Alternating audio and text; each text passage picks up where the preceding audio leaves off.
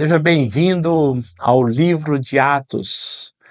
Nós vamos começar uma nova etapa agora na nossa devocional e eu tenho certeza que você vai vibrar com o livro de Atos. O livro de Atos é o único livro histórico do Novo Testamento.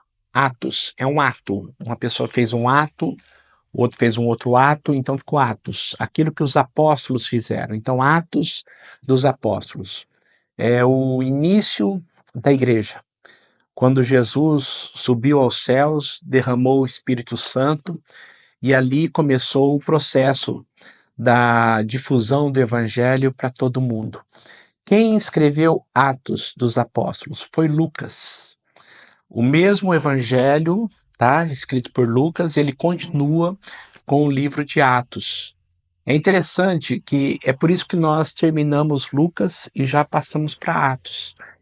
Eu quero que você pense desta forma, tá? Nós não estamos indo livro por livro, estamos indo com os livros na sua idade cronológica, de acordo com como foram escritos. Então, exceto João, que veio depois, mas nós fizemos aquela campanha e colocamos João primeiro, mas o Novo Testamento, ele não está por ordem cronológica, ordem de tempo, ele está por ordem de assuntos. Então, há os 4 evangelhos, um evangelho, mas por 4 pessoas, Mateus, Marcos, Lucas e João. Há um livro histórico, por isso que eu falo que se você entender Atos, você entende muito de toda a estrutura do Novo Testamento.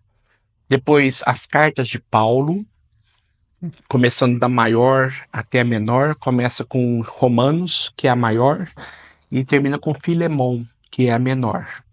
Depois as cartas gerais, que são as cartas escritas por outros apóstolos para todas as igrejas, e depois o único livro profético, que é Apocalipse.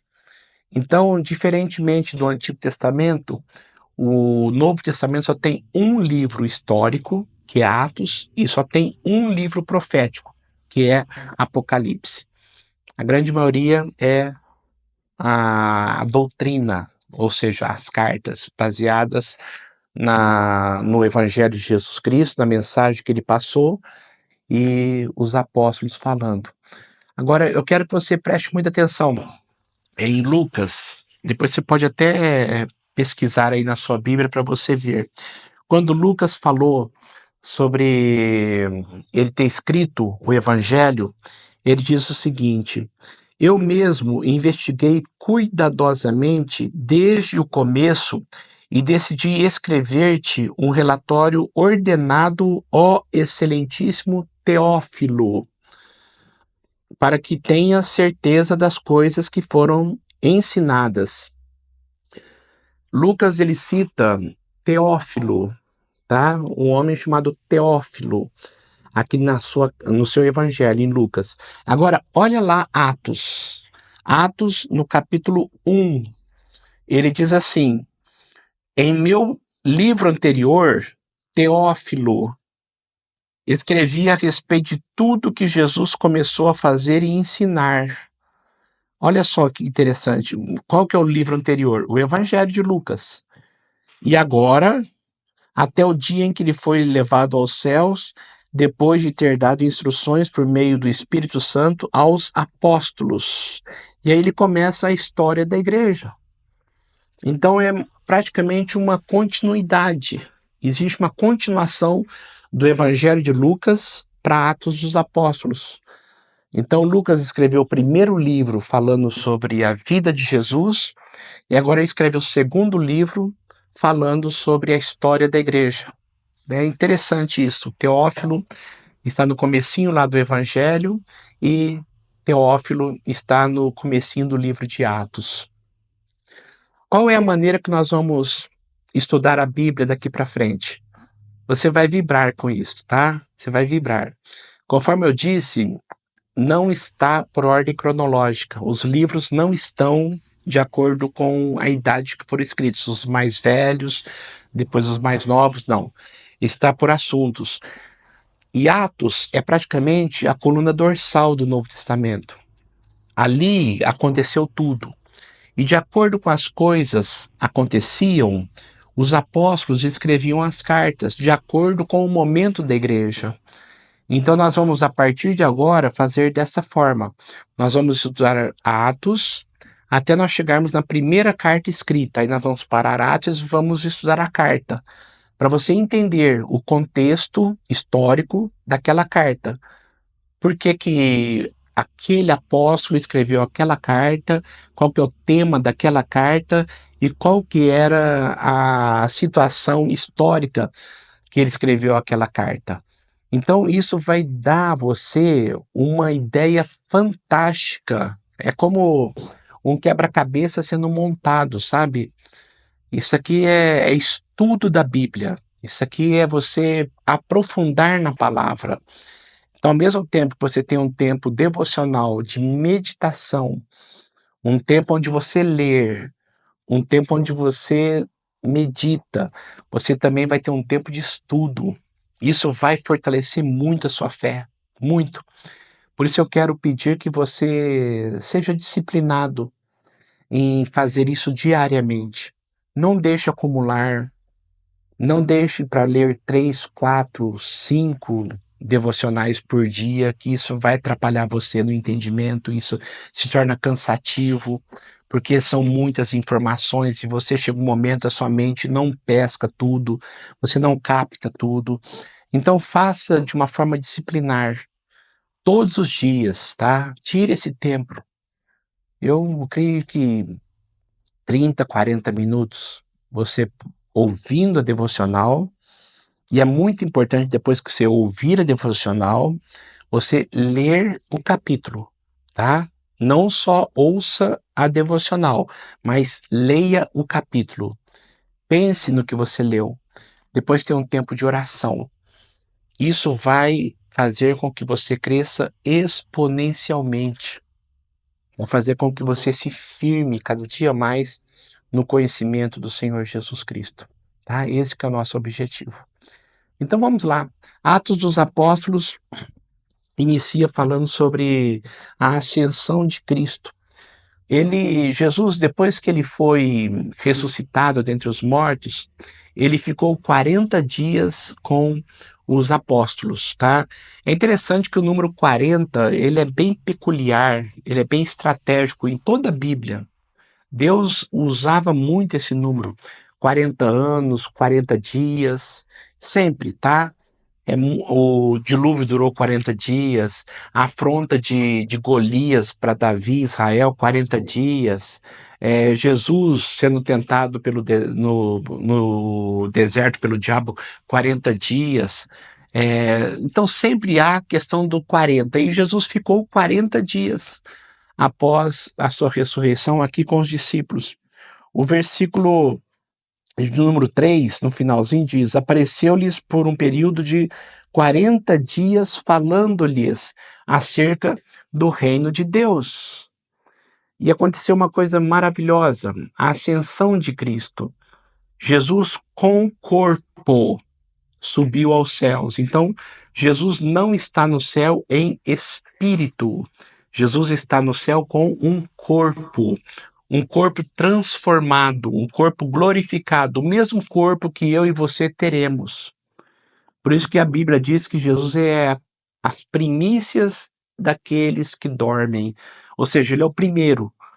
E a ideia das primícias é o seguinte: depois do primeiro virão outros. Nós seremos transformados, nós que estivermos vivos na vinda de Jesus, teremos um corpo celestial, como Jesus tem, e os mortos ressuscitarão também com um corpo celestial. Ou seja, um corpo que não sente mais dores, que não sente mais fome, um corpo que não envelhece, um corpo eterno. Imagina! Então, esse corpo que Jesus tem no céu hoje é o mesmo corpo que nós teremos, tá? Então, certa ocasião, versículo 4. Enquanto comia com eles, deu-lhes esta ordem: não saiam de Jerusalém. Eu quero que você preste muita atenção nisso. Não saiam de Jerusalém, mas esperem pela promessa do meu Pai, da qual falei a vocês. Pois João batizou com água, mas de poucos dias, vocês serão batizados com o Espírito Santo. Então, Jesus ele falou o seguinte: não saiam de Jerusalém. Esperem aqui, porque vocês receberão poder. O Espírito Santo descerá sobre vocês. Então, olha só que coisa interessante. A Páscoa, Jesus ficou 40 dias com eles, e depois de 10 dias veio a outra festa dos judeus, Pentecostes. Penta, 5, 50. Pentecostes, 50 dias após a Páscoa.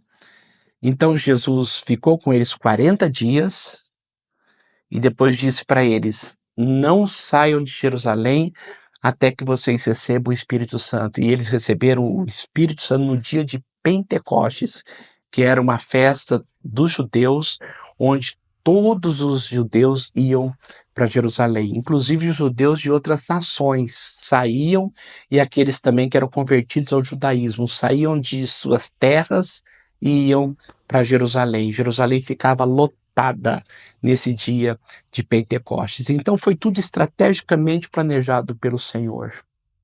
Tá? Tem tudo um porquê, um propósito em tudo que acontece. Um parênteses, tá? Só um parênteses. Na minha vida e na sua vida também é assim. Tudo que acontece tem um propósito. Mesmo quando nós não entendemos qual é, mas tem um propósito. Então, olha só. O versículo de número 6. Então os que estavam reunidos perguntaram: Senhor, é nesse tempo que vais restaurar o reino a Israel? E Jesus disse uma coisa. E ele respondeu: não compete a vocês saber os tempos ou as datas que o Pai estabeleceu para a sua própria autoridade. Vocês não fiquem preocupados com isto. A única coisa que vocês vão ficar preocupados é o versículo 8. Mas não fiquem preocupados com tempo, datas. Não fiquem preocupados. Isso é exclusividade, autoridade do Pai. Mas o que vocês devem se importar? Vocês receberão poder. Essa palavra poder no grego significa dinamis, dinâmico. É a mesma raiz da palavra dinamite. Poder. Poder. Vocês receberão poder quando o Espírito Santo descer sobre vocês. E vocês serão minhas testemunhas em Jerusalém, Judeia e Samaria e até os confins da terra. Se você quiser, grife esse versículo 8. Este é o tema de Atos. Todo o livro de Atos gira em torno deste versículo, tá? Qual que é a mensagem de Atos? Os discípulos com poder, o poder vindo dos céus, testemunharam primeiro em Jerusalém. Aí você vai perceber que até no capítulo 7, finalzinho do capítulo 7, eles ficaram somente em Jerusalém. Judeia e Samaria, aí eles foram dispersos para Judeia e Samaria, e depois, com a vinda de Paulo, até os confins da terra. Então passaram para outros continentes, alcançando a Ásia, alcançando a Europa, e assim foi. Então houve uma expansão do reino.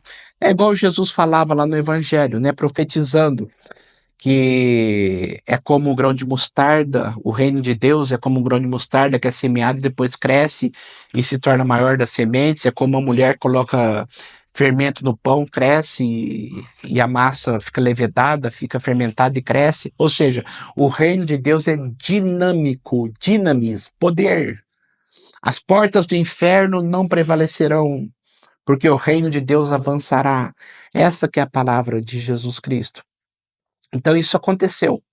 Em Atos 1:8 está praticamente todo o tema do livro de Atos, que nós vamos percorrer a partir de hoje. Você vai ficar encantado com a maneira como a igreja cresceu até chegar nos dias de hoje. Então é muito bom. Se nós quisermos conhecer história, isso é interessante. Para você conhecer o hoje, você tem que conhecer por que estamos aqui, o que aconteceu no passado. Estudando história, a gente consegue entender o porquê as coisas hoje estão como estão, tá? Então, vocês vão receber poder ao descer sobre vocês o Espírito Santo. E tendo dito isto, ele foi elevado às alturas. Imagina a cena. Jesus, em carne e osso, Jesus, homem, tá? O corpo transformado, subiu, foi elevado às alturas, foi a ascensão de Cristo, enquanto eles olhavam e uma nuvem o encobriu da vista deles. E eles ficaram com os olhos fixos no céu enquanto ele subia. De repente surgiram diante deles dois homens vestidos de branco, dois anjos. Eles disseram: Galileus, por que vocês estão olhando para o céu? Este mesmo Jesus que dentre vocês foi elevado aos céus, voltará da mesma forma como o viram subir. Lindíssimo esse texto. Palavra profética. A volta de Jesus não será secreta, a volta de Jesus será visível a todos os homens. Da mesma forma como vocês viram ele subir, ele descerá e vocês virão o dia que ele voltará. Depois acontece a escolha de Matias. Havia uma profecia nos Salmos sobre Judas e também a ideia de que iriam mudar, tá? Ou trocar, complementar os 12 apóstolos, então escolheram Matias. E qual foi a ideia dos apóstolos? Alguém que estivesse com eles desde o princípio, desde aqueles momento que Jesus foi batizado até os dias de hoje, que ele foi assunto aos céus. Então Jesus tinha 12 apóstolos que ficavam sempre com eles. Mas ele tinha também outros discípulos que acompanhavam sempre. Onde Jesus estava, esses outros discípulos também estavam. Mas apóstolos que ficavam diuturnamente com ele eram somente 12. Aí então Pedro deu uma sugestão: nós vamos pegar um que está desde o início conosco. Aí escolheram dois, tá? Aí dentre esses dois, oraram a Deus, pediram para Deus iluminar, para Deus dar ciência. Aí escolheram Matias. Então Matias substituiu Judas Iscariotes, tá? Mas eu quero que você perceba algumas coisas interessantes aqui no texto. História, tá? Atos conta a história da igreja. Todos eles, versículo 14, todos eles se reuniam sempre em oração com as mulheres. E dentre essas mulheres estava Maria, a mãe de Jesus, e com os irmãos de Jesus. Mais uma vez, tá? Os irmãos de Jesus estavam sempre com os apóstolos, sempre com os discípulos. No começo lá do Novo Testamento, no comecinho do Evangelho, diz que os irmãos de Jesus, nem eles acreditavam em Jesus, mas depois eles se converteram. Tá? Então Maria e os irmãos de Jesus. Mais uma vez, Maria teve um relacionamento conjugal normal com José. Até Jesus nascer, José não a conheceu, mas depois que Jesus nasceu, ele a conheceu e teve filhos e filhas. E dentre esses filhos, eles frequentavam também ali o meio dos discípulos de Jesus. E estavam ali um grupo de cerca de 120 pessoas. Foram essas pessoas que receberam o Espírito Santo. Tá? Quando estavam lá no cenáculo no dia de Pentecostes, cerca de 120 pessoas. Então aqui tinha os apóstolos, Matias tomou o lugar de Judas, então 12, mais aqueles homens que estavam ali, mulheres que estavam ali, 120 pessoas. Tem uma coisa interessantíssima aqui, que Atos fala demais, no versículo 16. E disse: irmãos, era necessário que se cumprisse a escritura que o Espírito Espírito Santo predisse por boca de Davi. É muito importante você entender isto. Quem escreveu a Bíblia foram homens. As pessoas falam muito isso, principalmente os ateus, que gostam de cutucar. Foram homens que escreveram a Bíblia. Sim, foram homens que escreveram a Bíblia, mas olha só, de novo, o versículo que está aqui, o versículo 16. Irmãos, era necessário que se cumprisse a Escritura que o Espírito Santo predisse por boca de Davi. Então foi o Espírito Santo, através de Davi, que escreveu. Isso é inspiração. Então nós cremos que foram homens que escreveram a Bíblia, mas inspirados pelo Espírito Santo.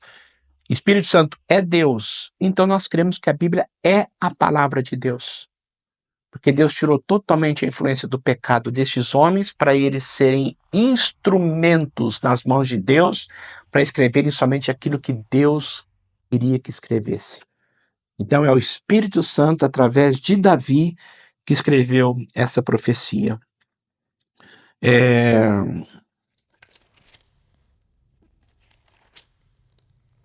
O versículo 20.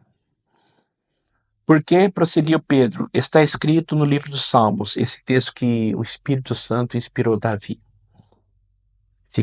Fique deserto o seu lugar, e não haja ninguém que nele habite, e ainda que outro ocupe o seu lugar. Então, qual seria o outro? Matias. Judas morreu, fique deserto o seu lugar, mas que outro ocupe o seu lugar. Então, vamos continuar com 12 apóstolos. E o Espírito Santo escolheu Matias. Através de muitas orações, eles lançaram sortes e eles creram que foi Deus que mostrou que era Matias. Eu quero que você guarde isso no seu coração. Eu e você estamos debaixo dessa promessa, que vamos receber poder, dinâmico. Não fomos chamados para ficar prostrados, chorando. Fomos chamados para ter poder.